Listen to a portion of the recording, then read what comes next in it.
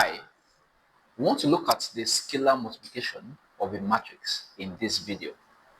In an earlier video, we've looked at the concept of matrix, we've looked at the types of matrix, we've looked at the addition of matrix.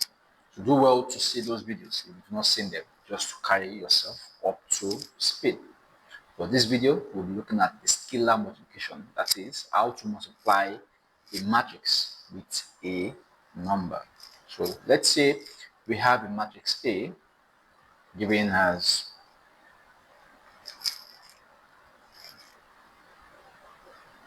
4, 7, 6, 2, 3, and 1. And then I'm being asked to find 4A. That is, I want to multiply this matrix by 4 by this number. So what do? Simply, you can write this and put the 4 in front.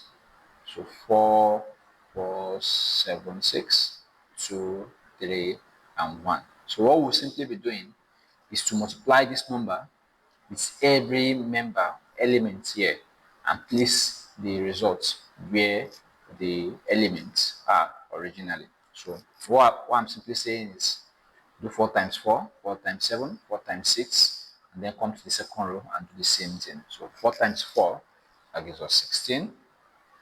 4 times 7, 28. 4 times 6, 24. 4 times 2, 8. 4 times 3, 12.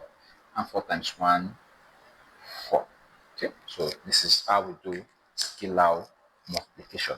Okay, let's just look at one more example. So though I feel this is quite clear, so just to give us a bit practice question. So let's say we have 2, 7, 1, 9, 0, 4, and then we want to multiply this by 3. So what will this be? So this will be 3 times 2, that gives us 6, 21, 3, 8. Sorry, that should be 27, not 18. Okay, 0 and 12.